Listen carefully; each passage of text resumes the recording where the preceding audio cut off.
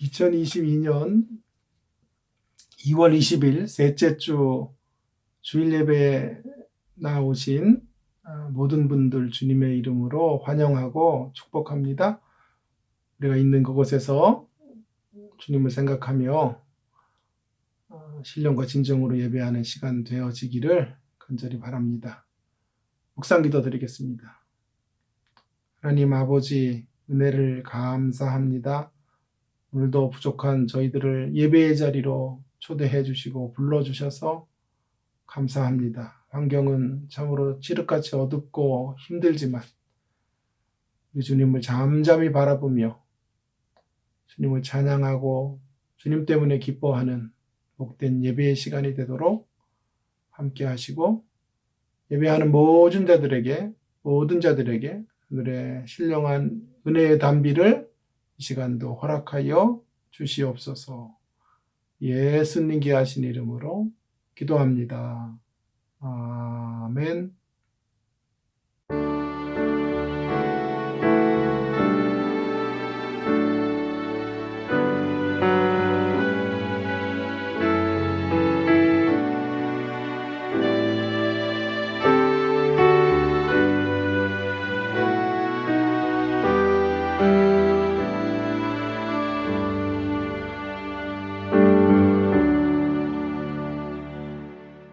사도신경으로 우리들의 신앙을 함께 고백하도록 하겠습니다.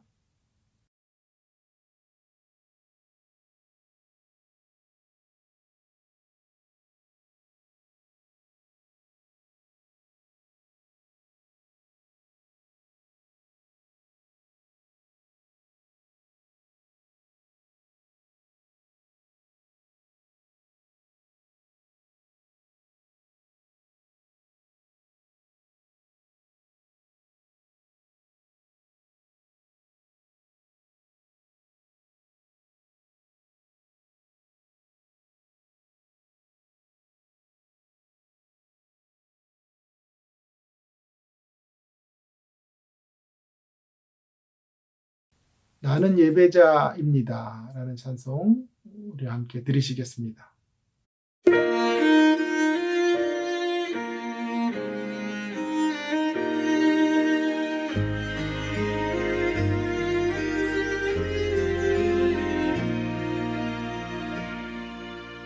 나는 하나님을 예배하는 예배자입니다.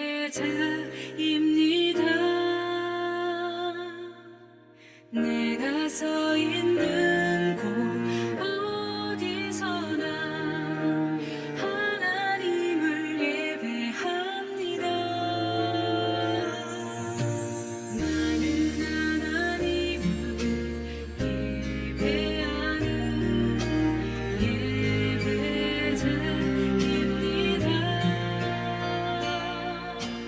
내가 서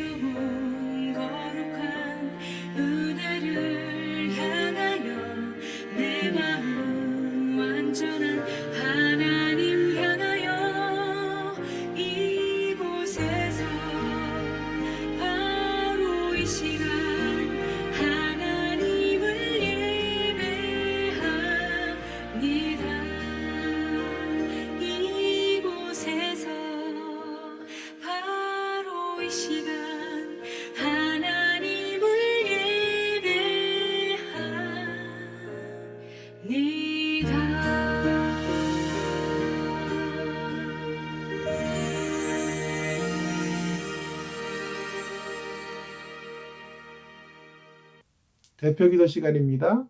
가족 가운데 한 분이 대표로 기도해 주시고요. 혼자 예배하시는 분들은 기도 제목과 교회를 위하여 기도해 주시기를 바랍니다. 교회 소식을 전합니다. 2022년 올 한 해는 오직 믿음으로 내가 살리라는 표어로 우리가 시작을 했고 말씀 의지하여 걸어가고 있습니다. 환경을 바라보기보다 믿음의 주여 온전케 하시는 이이신 우리 주님을 바라보며 한 발 한 발 앞으로 내딛고 나아가시는 우리 성도님들 모두가 되시기를 간곡히 부탁을 드립니다.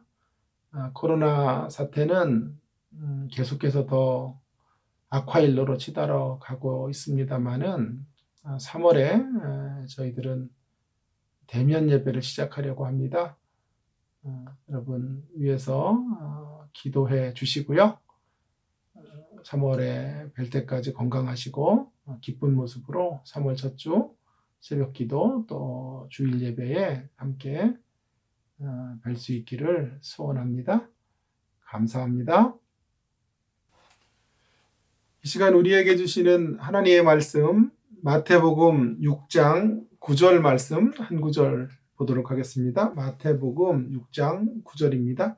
그러므로 너희는 이렇게 기도하라. 하늘에 계신 우리 아버지여 이름이 거룩히 여김을 받으시오며.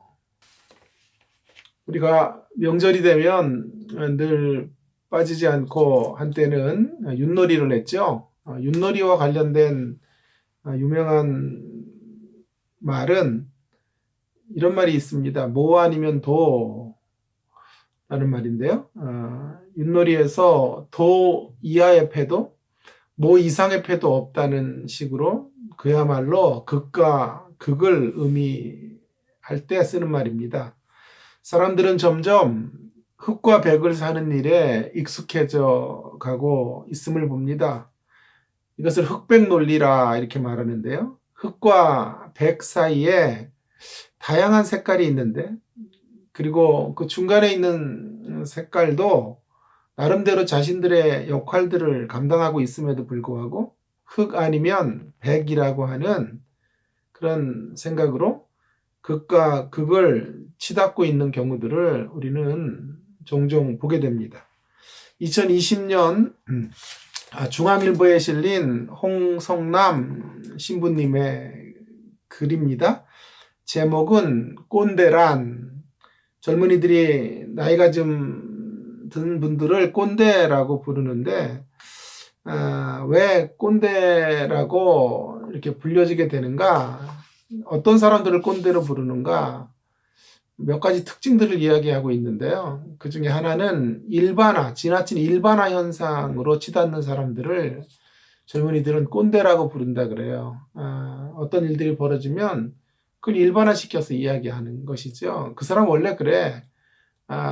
원래 그것은 그런 거야 라고 말하는 일반화의 경향들을 향해서 가는 것을 꼰대의 전형적 모습이라고 말합니다. 또 한 가지가 이제 제가 이야기하려는 것과 관련이 있는데요. 양극화 사고라고 하는 것입니다. 좀 전에 말씀드렸던 것처럼 여러 가지 색깔 중에 흑백의 두 가지 색깔만을 사용하는 것으로 자신이 접하는 모든 것을 흑백의 논리로 입각해서 이분법적으로 판단하는 것을 말합니다. 아군이냐 적군이냐 우파냐 좌파냐 모든 것을 이렇게 양분해 보고 있는 것을 보게 됩니다. 이런 사고를 가진 사람들은 절대적 사고, 즉 전부 아니면 전무라고 하는 무지막지한 사고방식을 유지합니다. 중간은 있을 수 없다라고 하는 것이죠. 양극화 경향이 내동댕이 친 부분은 중간입니다. 중간에 미학이 있는 것인데 그것을 부정해버린 거죠. 물론 어중간함으로의 중간이 참 싫어서 중간을 질다 하는 것도 이해가 되지만 여러분 중간을 너무 폄하하지 말기 바랍니다. 흔히 선명도가 없는 회색 분자로 산다라는 것은 잘못이죠. 우린 그런 의미에서 중간이 아니고요. 때때로 중간이 있어야 합니다. 그래야 흑과 백을 조화하고 통합하는 역할들을 감당할 수 있기 때문입니다. 좀 장황하게 서론이 시작이 되었는데요. 오늘 제가 말씀드리려고 하는 주제가 바로 이것입니다. 이것도 아니고 저것도 아닌 흑백의 논리가 아닌 이것도 취하고 저것도 버리지 않는 하나님을 소개하려고 하는 것입니다. 오늘 특별히 너희는 이렇게 기도하라 하늘에 계신 우리 아버지여 라는 말씀 속에 백도 아니고 흑도 아니고 흑도 아니고 백도 아닌 그 하나님의 중립성 같은 것들을 살펴볼 수 있게 되는 것입니다. 자, 보다 좀 구체적으로 차근차근 한번 본문의 이야기를 이런 화두거리를 가지고 한번 들어가 보도록 하겠습니다. 먼저 이중적 문제, 우리 기도와 관련된 이중적 문제로부터 한번 출발해 보겠는데요. 오늘 주기도문의 첫 대목은 너희는 이렇게 기도하라고 말씀하시며 하늘에 계신 우리 아버지여 라는 구절로 시작이 됩니다. 기도의 대상에 대한 문제를 제일 먼저 점검을 하는데요. 우리의 기도의 두 가지 문제는 기도하지 않는 거죠. 첫 번째는요. 그래서 너희는 이렇게 기도하라, 너희는 이렇게 기도하라 하는 처방을 내어 놓으시는데, 그런데 설사 기도를 한다고 해도 우리들의 기도 안에는 문제가 생기는데, 그것이 뭐냐 하면 기도의 대상자를 잘 알지 못한 채 기도하게 되는 것입니다. 그래서 하늘에 계신 우리 아버지에게 기도해야 된다는 것을 첫 번째 제일 중요한 주기도문의 첫 자리에 올려놓게 된 것입니다. 기도를 안 하는 것도 문제죠. 기도를 이렇게 하면 되는 건데요. 할 때에 생기는 문제는 하나님께 기도해야 되는 거다라고 하는 거죠. 그러니까 하나님께 기도한다는 것의 반대말은 외식하는 기도입니다. 사람을 의식하며 기도하는 거죠. 아니, 기도만이 아니라 신앙생활을 그렇게 하는 거죠. 하나님을 상대해서 신앙생활 하는 것이 아니라 사람을 의식해서 신앙생활을 하고 하나님과의 진솔한 만남을 초점에 두지 못한 채 인격적 만남이 빠진 기도와 신앙생활이 전개되고 있는 거죠. 그래서 만일 이 노른자가 빠지면 하나님과의 인격적 만남이 빠진 기도 혹은 신앙생활은 어디로 가게 됩니까?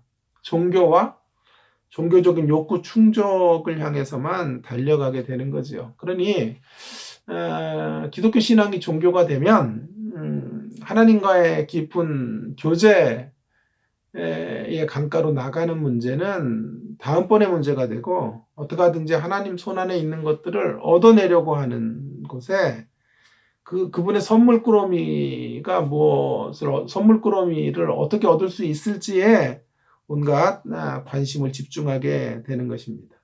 조금 더 들어가 보겠습니다. 이제 그 기도의 대상자를 말하면서 제가 서론에서 화두거리로 던졌던 이 부분에 대한 논의를 이제 할 수 있는 구절이 나옵니다. 흑백을 넘어서는 하나님의 호칭을 우리는 만나게 됩니다. 기도의 대상자이신 하나님은 어떤 하나님입니까? 하늘에 계신 우리 아버지시다. 하늘에 계신 우리 아버지시다. 하늘에 계시지만 우리 아버지가 되시는 분. 그래서 흑과 백이 아닌 제3의 길로, 중립의 길로 나가시는 하나님의 모습이라고 말해도 되겠습니다. 차근차근 생각해 볼까요? 하늘에 계시다라고 하는 건 개인적으로 저를 매우 혼란스럽게 하는 구절입니다. 왜냐하면 하나님은 하늘에 계시지 않죠. 우리 마음속에, 우리가 하나님을 믿을 때 하나님은 우리 마음 안에 계시는데요. 성경은 지금 하늘에 계신 아버지라고 말하고 있지 않습니까? 자, 그렇다면 하나님은 어디 계신가요? 우리 마음 안에 있는 건가요? 하늘에 계시는 건가요? 교통정리가 필요합니다. 장소적으로 말하면 하나님은 우리 마음 안에 계십니다. 그러나 지금 하늘에 계신 우리 아버지라고 하는 건 장소적인 하늘에 계시다는 뜻이 아니고요. 하나님의 존재 방식을 말하는 것입니다.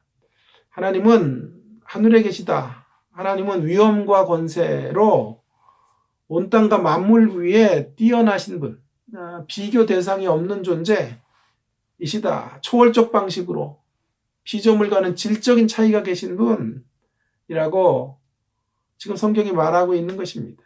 그러니 우리는 그분 앞에 나아갈 수가 없죠. 하늘에 계시기 때문에 그 하나님의 기준을 통과해낼 수가 없는 존재들입니다. 자, 흑백의 문제로 말한다면 흑의 선언이죠. 하늘에 계시다라고 하는 건 흑의 선언. 하나님은 하늘에 계신 분이에요. 그러나 동시에 우리 아버지로서 하나님은 하늘에 계신 분만이 아니라 친근하게 우리 가운데 계신 분.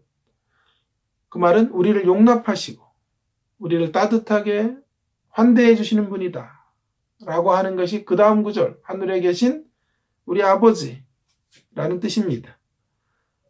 하늘에 계셨다라고 하는 게 흑의 선언이었다면 우리 아버지라는 말은 백의 선언, 흑백에서 백의 선언이라고 말해도 될 것입니다. 여러분, 제가 말씀드렸지만 세상에는 늘 흑과 백이 평행선을 긋고 달리고 있습니다. 흑과 백의 통합은 이론적으로만 가능할 뿐 실질적으로는 이루어지지 않습니다. 서로 통합하는 경우도 있는데 그 대부분은 정치적인 통합이나 어떤 거짓된 동질감을 가지고 패거리 문화가 형성되는 것 말고는요, 진정한 의미의 흑과 백의 하나됨이 만들어지기 거의 불가능합니다. 그런데 오늘 하나님이 어떤 분이신가? 성경은 하나님은 그분의 호칭 안에서 흑과 백을 함께 흑과 백이 함께 공존하도록 하시는 분, 멋지게 조화와 균형을 이루는 분이라고 성경이 말하고 있습니다. 그것이 바로 하늘에 계신 우리 아버지요 라고 하는 거죠. 더욱이 그분은 나의 아버지만이 아니라 우리들의 아버지다 라고 말씀하고 있습니다. 전혀 다른 세계의 가치 안에서 우리들을 하나 되게 하신 분, 이 땅의 가치로는 도저히 하나 될 수가 없어서 하늘의 가치로 하나가 되게 하신 그런 하늘에 계신 우리 아버지이시다 라고 말씀하고 있는 것입니다. 초월의 면과 내재의 면을 모두 갖고 계신 분으로 지금 하나님의 칭호를 우리 가운데 소개해주고 있습니다. 이러한 하나님이 우리 아버지가 되시는 이런 놀라운 통합으로 인하여 흑과 백이 반대가 되지 않아요. 하나가 되는 역사를 가장 잘 보여주는 사건, 하나님 안에 있죠. 그리고 하나님 안에서 예수 그리스도께서 성육신하신 사건 속에 우리는 이 사실을 확인하게 됩니다. 그분은 하늘에서 진정으로 우리 가운데로 오셨죠. 그분 안에서 진정으로 하늘이 우리 속으로 임하게 된 거죠. 하늘이신 그분이 하늘이기를 포기하면서 초월을 버리고 우리 가운데 오신 게 아니에요. 초월을 버리고 내재를 선택하신 게 아니에요. 그렇다면 우리를 구원해낼 만한 능력과 힘이 없으세요. 그렇다고 해서 만화 영화에 등장하는 아스라 백작처럼 반 인간, 반 여자, 반 남자 이런 식으로 오신 것도 아니에요. 그분은 100% 하나님으로 신성 100%와 인성 100%이면서 하나시죠. 한 분으로 오신 거죠. 그것이 성육신의 놀라움이고 신비인 것입니다. 이렇게 하나님 안에서, 특히 성육신하신 예수 그리스도의 하나님 안에서 세상이 풀 수 없었던 흑백의 논리를 넘어설 수 있는 해법이 주어지게 되는 것입니다.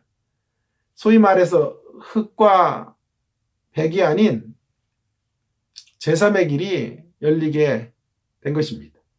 자, 이제 조금 더 구체적인 본문 탐사가 좀 이루어졌으니까 구체적인 교훈을 좀 생각해 볼 필요가 있겠습니다.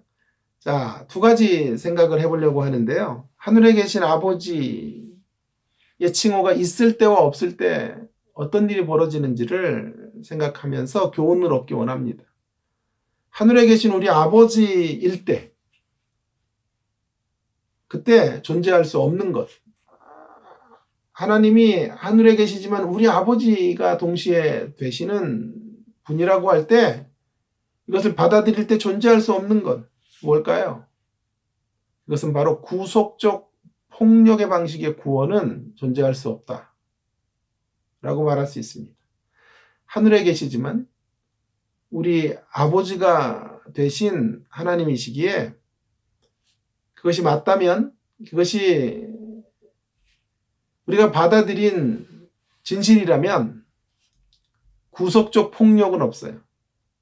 구원하는 폭력, 우리를 구속해 준다는 명분으로 폭력을 정당화하는 길은 없다 이 말이에요. 구속적, 여기 구속은 redemptive라는 말이에요. 리뎀티브로서의 폭력은 없어요. 우리를 구속한다는 차원의, 구원해 내신다는 차원의 폭력은 없다는 거죠. 하늘에 계신 분이 우리 가운데 아버지의 모습으로 오셔서 우리를 구원해 주시기 때문에 그 어떤 힘의 방식으로 저와 여러분을 대하시지 않으십니다. 하나님께서 우리를 변화시키는 가장 쉬운 방법은 힘으로 변화시키면 가장 간단한 것입니다. 쉬운 길이에요. 그러나 하나님은 쉬운 길이 아니라 옳은 길을 선택하세요. 쉬운 길이 아니라 옳은 길을 선택하십니다. 그래서 구속적 폭력의 방식을 어떤 경우에도 거절하세요. 제가 한번 요한복음을 설교하면서 이런 하나님 안에서 우리가 존재하기 때문에 기독교 신앙에 없는 것은 갑질 구원은 없다 라는 말씀을 드렸어요. 갑질 구원이 없어요. 왜요? 그분이 하늘에 계시는 어미로운 분이시지만 우리의 아버지로 존재하시는 분이시기 때문입니다. 자, 그렇다면 하늘에 계신 우리 아버지가 존재하실 때, 그때 그것을 우리가 받아들일 때 있게 되는 건 뭘까요? 없는 건 구속적 폭력의 방식의 구원이 없고요. 하늘에 계신 우리 아버지이실 때 존재하게 되는 건 뭘까요? 그것은 구속적 사랑의 방식의 구원이에요.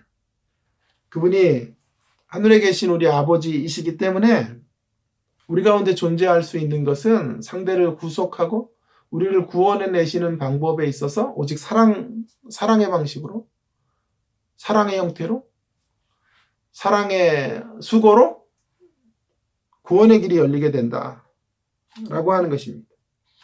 구속을 위한 가장 적법한 수단은 사랑입니다. 하늘에 계신 하나님이 우리 아버지가 되신 이유는 사랑 때문이에요. 피조물을 향한 사랑 때문이에요. 그것도 이유를 알 수 없는 사랑으로 인하여 우리가 주님의 자녀가 된 거죠. 사랑으로 나를 살리실 뿐만이 아니라 우리 지체들을, 우리 주변에 있는 성도들을 살려 주신 거예요. 그래서 우리가 되게 하신 거예요. 이것이 사실이라면 하나님 안에서 없는 것은, 없어야 되는 건 갑질 구원은 자취를 감춰야 돼요.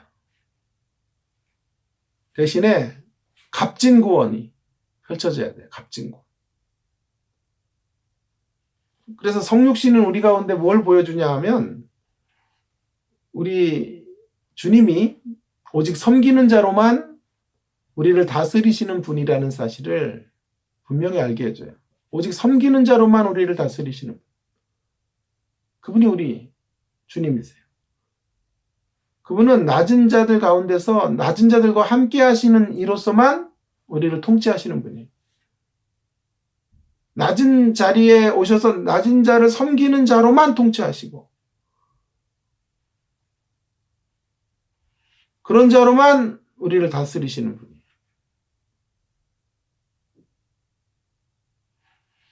그래서 사랑의 방식, 자기를 내어주는 사랑의 방식, 희생의 방식으로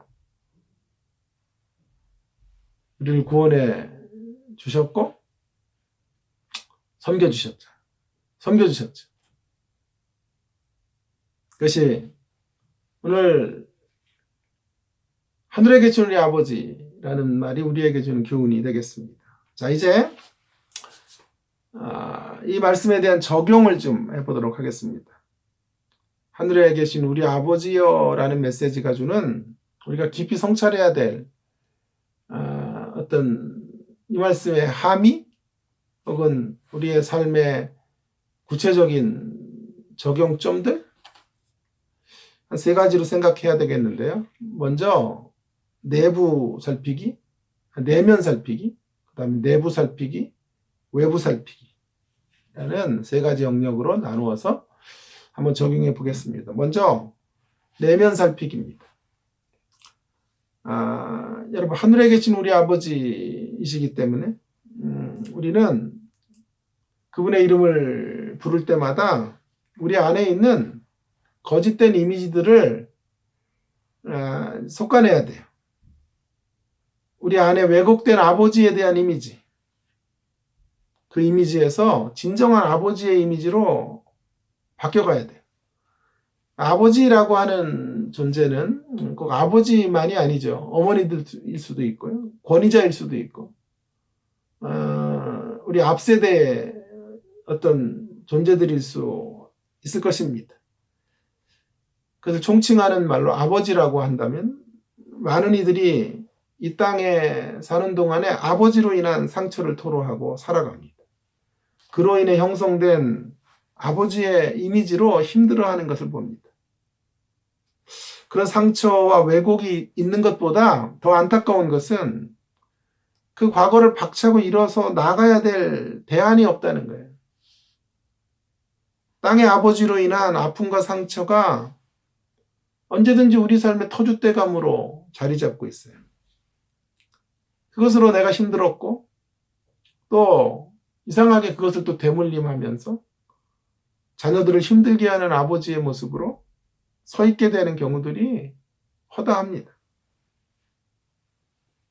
그러나 신자된 우리에게는 바로 이런 고리를 끊을 수 있는 길이 열리게 된 거죠. 그 불행한 과거를 넘어설 수 있는 우리의 어두운 이미지들을 바꿔낼 수 있는 길이 열린 거예요. 하늘에 계신 우리 아버지가 계시기 때문입니다. 성경은 늘 새로운 의미와 가치를 보게 하는 책입니다.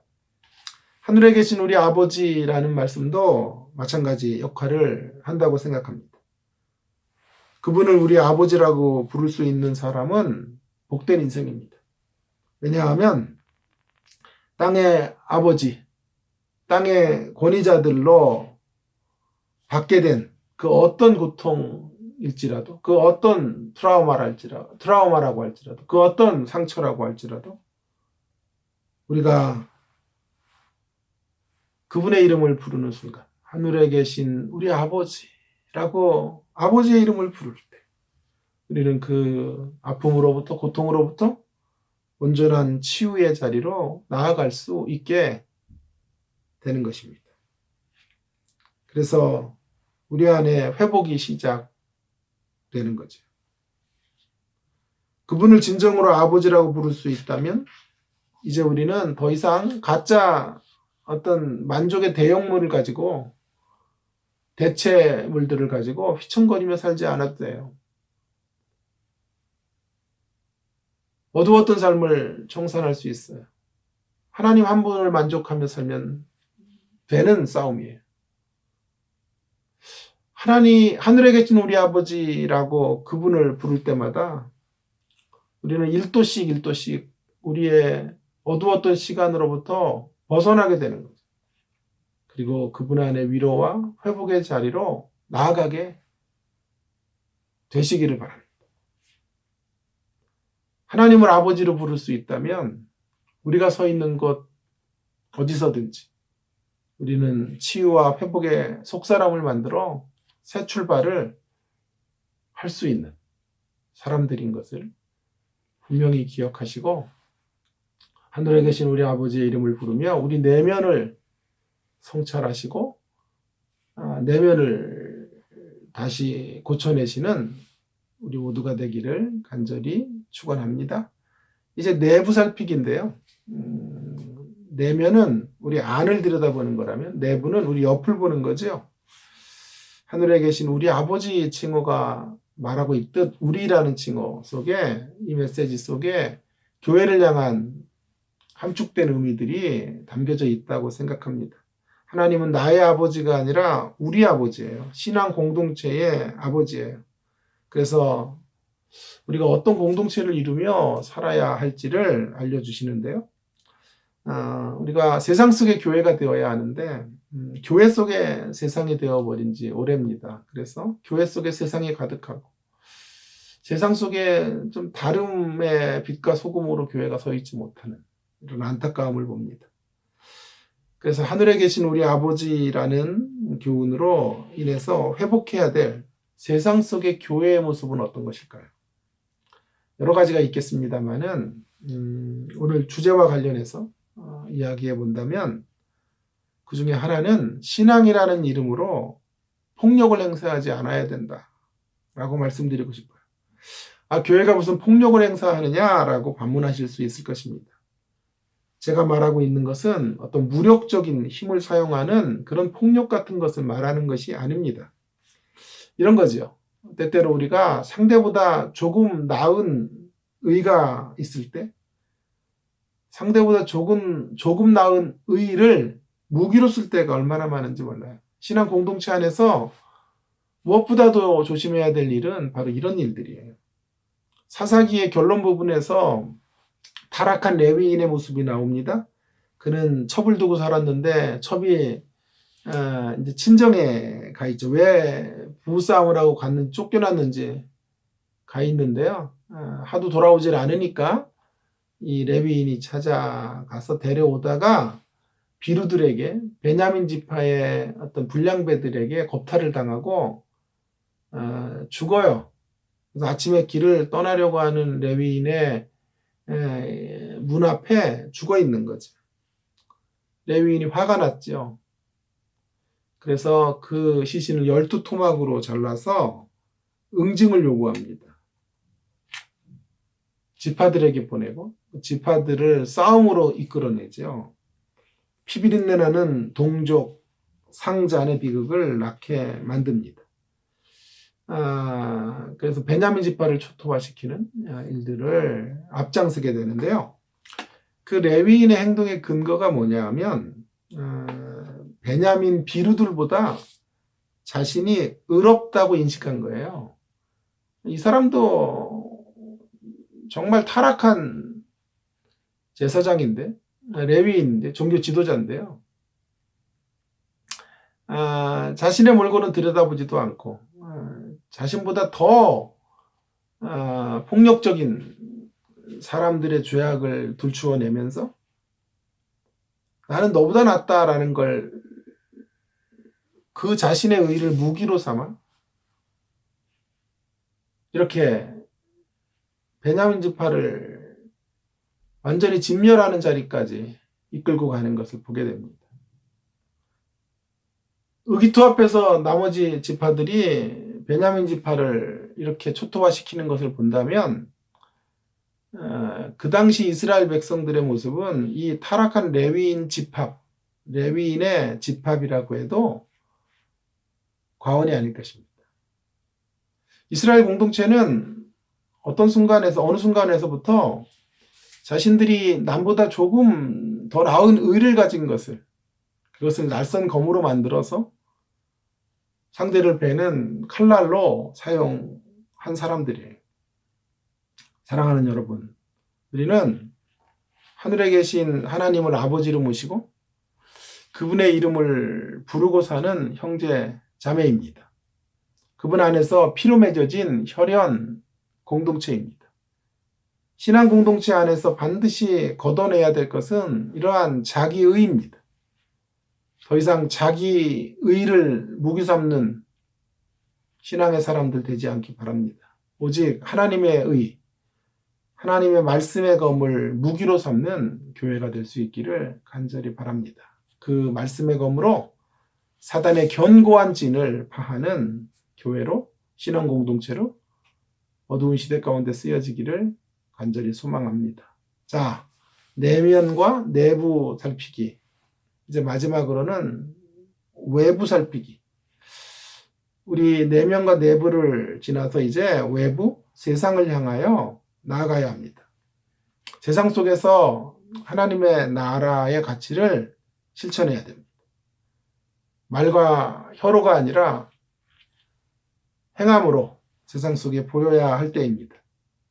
세상으로 들어가야 합니다. 거룩한 세속성이라고 존 스타트는 말했는데, 우리는 세속의 세계 안으로 거룩함을 가지고 들어가는 사람들이. 자, 하늘에 계신 우리 아버지라는 이름과 함께, 이 메시지의 교훈과 함께 우리가 어떤 모습으로 들어가야 될까요? 어떤 모습으로 들어가서는 안 되는가에서부터, 낫에서 벗으로 가는 형태로 잠깐 이야기해 보겠습니다. 어떻게 들어가야 될까요, 세상으로? 예, 상대의 고유한 가치를 침범하지 않는 방식으로 그렇게 나가야 돼요. 하지 말아야 될 거예요. 상대를 침범하는 방식. 상대의 고유한 가치와 아이덴티티를 무너뜨리는 방식으로 나아가지 않아야 합니다. 하늘에 계신, 거기에만 방점을 두면 안 돼요. 우리 아버지가 함께 달라붙어 있는 것을, 함께 결합되어 있는 것을 기억하시고, 여러분, 기독교 신앙이 절대적인 것이고 살리는 무기인 것이 맞아요. 복음이 진정한 능력인 것이, 우리는 능력인 것을 우리는 확신합니다. 복음이 절대예요. 그러나 말씀을 전하는 자들이 절대는 아니에요. 우리가 절대는 아니에요. 복음이냐 칼이냐의 방식으로 세상 속으로 들어가는 것은 현대판 십자군입니다. 그렇다면 우리들의 이 거만하고 독선적인 모습을 보면서 세상은 기독교를 신종 바이러스처럼 여길 것입니다. 절대로 강압하지 말아야 합니다. 상대의 고유한 가치를 존중하며 하늘에 계신 하나님이 우리 아버지이심을, 우리들의 아버지이심을 말해야 합니다. 아니, 말하기 전에 그것을 보여주어야 합니다. 상대의 고유한 가치를 침범하지 않는 형태로, 강압하지 않는 형태로 들어가야 되고, 더 적극적으로는요, 하늘에 계신 하나님이 우리 아버지가 되어주신 인격적 방식으로 강권해야 된다라는 거죠.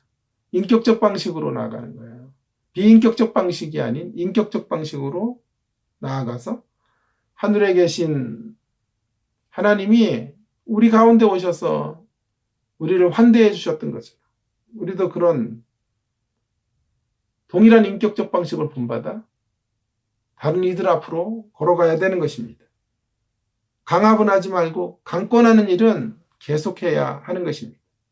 왜냐하면 기독교가 절대이고 기독교가 참이고 기독교가 생명인 것을 우리 알기 때문에 무례한 방식으로는, 무례한 기독교로는 나아가지 않지만 세상을 사랑하는 안타까운 호소와 가슴 절절한 권면은 해야 되는 거죠.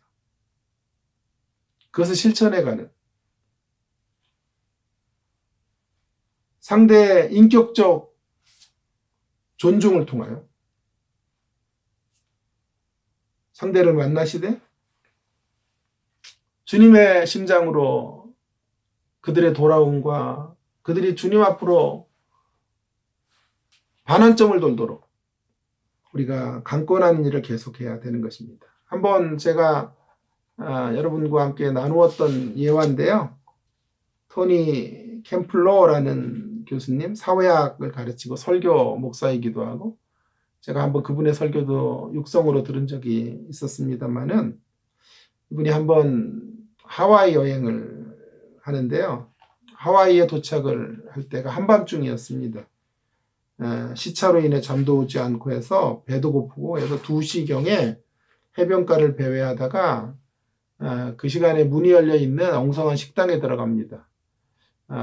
지저분하고 분위기도 좋지 않은 그런 식당이었는데요. 음식과 커피를 주문하고 식사를 하는데 갑자기 식당 문이 열리더니 한눈에 보아도 거리의 여인들과 같은 이들이 여성들이 한 7, 8명 들어와서 자리를 잡는 겁니다. 그러다가 그 중에 한 여인이 갑자기 내일이 내 생일이라고 말하는 거죠. 벌써 39살이나 먹었다라고 하자 주변에 있는 나머지 친구들이 구박을 하기 시작합니다. 네 생일이라고 생일 노래나 불러달라는 거야? 케이크라도 사달란 말이야? 네 주제에 무슨 생일이야? 이렇게 무시를 하고, 그리고 그 사람 생일이라고 말했던 사람은 억울해서 소리를 치며 식당 안이 욕설이 오가고 싸움판이 벌어지고 난장판이 된 것입니다. 이 광경을 지켜보던 토니 캠플러 목사님은, 교수는 그들이 다 나간 후에 주인에게 말을 합니다. 저분들이 이 식당에 자주 오느냐? 주인이 말합니다. 대답합니다. 매일 이 시간에 단골 손님으로 이 자리에 와서 음식을 먹고 간다고 이야기를 해 주었습니다. 그러자 토니 캠플러 교수는 아까 그 여성을 위해서 내일 생일 파티를 그러면 배설해 주고 싶다고 한 거예요. 그 여자의 이름은 아그나스라는 정보를 얻고, 또 주변의 친구들에게 몰래 소식을 전해서 이제 생일 파티가 거행되어진 거죠.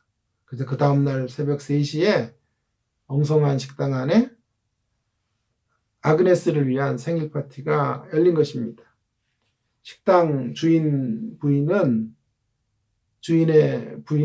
미리 거리의 여인들에게 소식을 알리고, 그래서 많은 사람들이 들어와 있게 하고, 아그네스가 입장하자 해피 버스데이라는 노래를 부르며 환영을 합니다. 아그네스는 입을 다물지 못하고 감격합니다. 토니 캠플러 목사님은 여태까지 그런 표정으로 놀란 사람을 처음 봤다고 말할 정도입니다. 생일 축하합니다. 사랑하는 아그네스. 생일 축하합니다. 이 노래를 부르는 동안 모든 사람들의 눈은 흥건하게 젖어 있습니다. 아그네스는 엉엉 울고 있었습니다. 케이크를 자르려고 하자 아그네스는 부탁이 있다고, 이 케이크는 내가 집으로 가지고 가서 얼마 동안 간직하면 좋겠다고 말합니다. 사람들이 동의하자 그녀는 케이크를 집에 갖다 놓고 곧 돌아오겠다고 하더니 무슨 거룩한 성물인 양 케이크를 들고 식당 밖으로 나갑니다. 그녀가 나가고 넋을 잃고 그녀를 바라보다가 갑자기 식당은 깊은 침묵에 빠졌습니다. 사람들은 무엇을 해야 될지 모르고 있었던 순간 캠플러 교수는 다시 일어서서 이렇게 말합니다. 이렇게 제안합니다. 제가 아그네스의 행복과 여러분의 행복을 위해 기도하는 시간을 갖고 싶습니다. 라고 제안을 했다고 합니다. 그날 밤 가장 교회 같지 않은 곳에서 가장 경건한 감동의 기도가 나누어졌고, 사람들은 눈이 퉁퉁 부어올랐다고 합니다. 캠플러 교수는 그날 거기서 상하고 다친 마음들이 활짝 열리는 치유의 기적을 보았고, 이 엉성한 식당에 하나님의 나라가 임하는 것을 보았다고 고백합니다. 이 경험을 기초로 해서 캠플러 교수는 한 권의 책을 나중에 쓰게 됩니다. 그 책 제목이 하나님의 나라는 파티입니다. 하나님의 나라는 파티입니다. 여러분, 우리가 토니 캠플러 교수님처럼 세상을 향해 가야 합니다. 인격적으로 상대를 대접하되 강권하시고, 행복을 위해 기도해 주시고, 행복은 오직 주님 안에 있다는 것을 알려주는 사람들이 되기를 바랍니다. 그때 우리가 그러한 자세로 세상 앞으로 나아갈 때 우리가 있는 곳 어디에서든지 가장 교회 같지 않은 곳에서 일지라도 하나님 나라의 파티가 열려지게 될 것입니다. 하나님 나라의 즐거운 파티가 거행될 것이라고 믿습니다. 우리 주변 사람들에게 여러분 핸드폰을 열어 격려의 문자 하나 보내면 어떨까요? 말과 혀로만 사랑하지 말라 그랬으니까요. 선물 쿠폰 하나, 커피 한 잔 쌓아 보내면 어떨까요? 그리고 간단한 메시지 하나 적어서 하나님 아버지에게 당신을 위해 이렇게 기도합니다 라고 권면해주는 저와 여러분의 실천이 있으면 얼마나 좋을까요?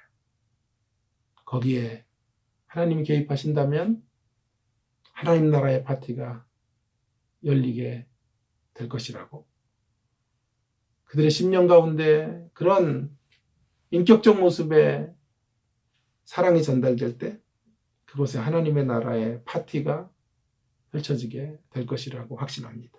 사랑하는 성도 여러분, 하늘에 계신 우리 아버지라는 구절 안에서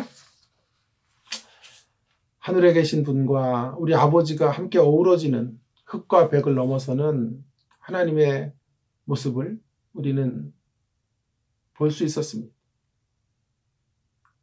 흙과 벽으로 갈기갈기 찢겨진 세상을 치유할 수 있는 해법이 하늘에 계신 우리 아버지여 라는 구절에 담겨져 있었습니다. 그분을 우리 아버지로 부르는 저와 여러분, 날마다 그분의 이름을 부를 때마다 그분의 가치와 정신을 따라 이 땅을 살겠다고 다짐하시고 고백하시고 결심하시는 저와 여러분 되기를 간절히 바랍니다. 힘겨운 인생길 가는 동안 늘 하늘에 계신 아버지의 이름을 부르시며 살아가십시다. 부를 때마다 다른 느낌과 감정이 찾아올 것입니다. 어느 날은 그분의 이름을 그냥 수없이 부르며 기도의 시간 전체를 그분의 이름을 부르다가 마치게 될지도 모릅니다. 하나님을 진심으로 진정으로 우리 아버지라고 부를 때, 하늘에 계신 우리 아버지라고 부르게 될 때 치유가 경험될 것입니다. 그분을 우리 아버지라고 부를 때 힘과 용기가 생길 것입니다.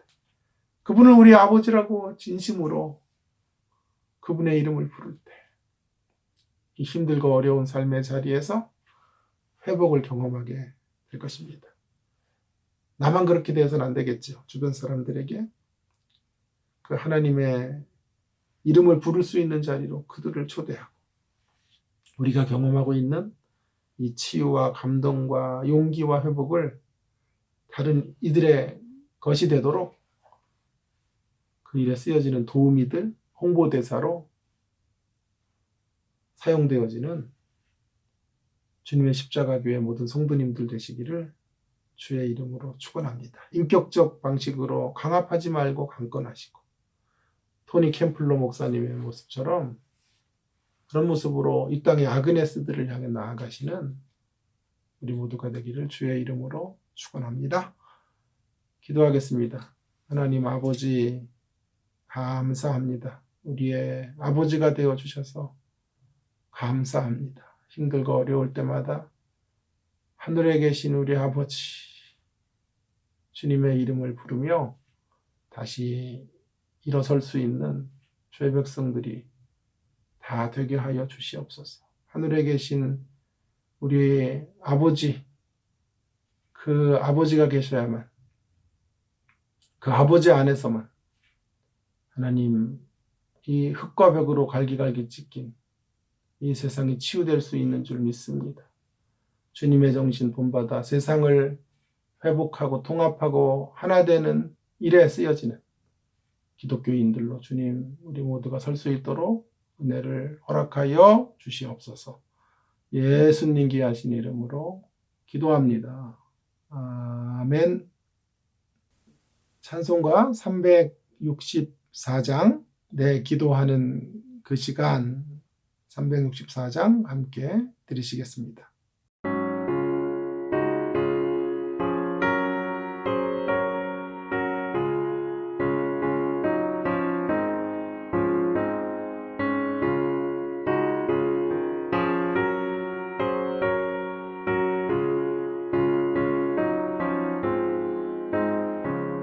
늘 기도하는 그 시간 그때가 가장 즐거워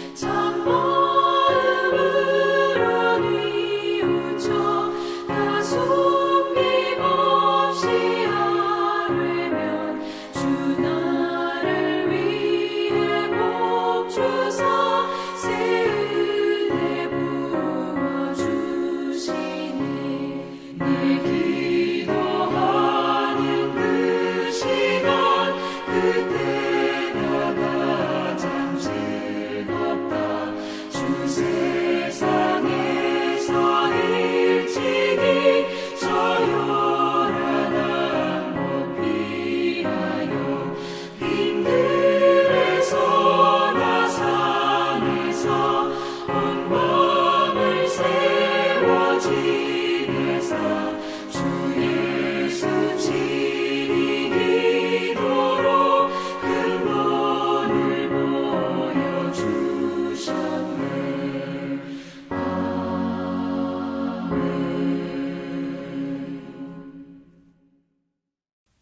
헌금을 위해 기도하겠습니다. 하나님 아버지, 감사합니다. 저희들로 하여금 주의 자녀 삼아주시고 힘들고 어려운 인생길을 걷는 동안 하늘에 계신 우리 아버지, 주의 이름을 부를 수 있는 자들이 되게 해주셔서 감사합니다. 이 은혜로 인하여 오늘까지 살았고 주님이 공급해 주심으로 말미암아 하나님 아버지 여기에 이르게 하신 것이 너무 감사하여 하나님 앞에 귀한 예물을 드립니다. 에베네셀의 하나님을 찬송하며 예물 드리는 손길들을 기억하여 주시고 우리 성도님들의 삶을 축복하시고 저들의 모든 가정과 하시는 일들 가운데 하나님의 간섭하심과 하나님의 이끌어 주심과 인도하심을 날마다 경험하며 살아가실 수 있도록 은혜 허락해 주시기를 간절히 원합니다. 물질의 어려움 당하지 않도록 하나님께서 도와주시고 특별히 우리 자녀들을 축복해 주셔서 힘있게 세상 속에서 하나님의 사람들로 이 땅을 정복해 나아갈 수 있는 복되고 소중한 믿음의 사람들로 주님 우리 자녀들의 삶을 축복하시고 이끌어 주시기를 간절히 원합니다. 헌금이 쓰여지는 곳에도 하나님의 사랑이 아름답게 증거되고 나누어지는데 복되고 요긴하게 쓰여지는 귀한 예물이 되도록 함께하여 주시옵소서. 감사합니다. 예수님 귀하신 이름으로 기도드립니다. 아멘. 축도하심으로 2020년 2월 셋째 주 예배 모두 폐하도록 하겠습니다. 이제는 우리 구주 예수 그리스도의 은혜와 하나님 아버지의 사랑하심과 성령님의 감화 감동 위로 충만 교통하심의 역사가 오늘 예배하는 모든 자들 위해 함께 하시기를 간절히 축원하옵나이다. 아멘.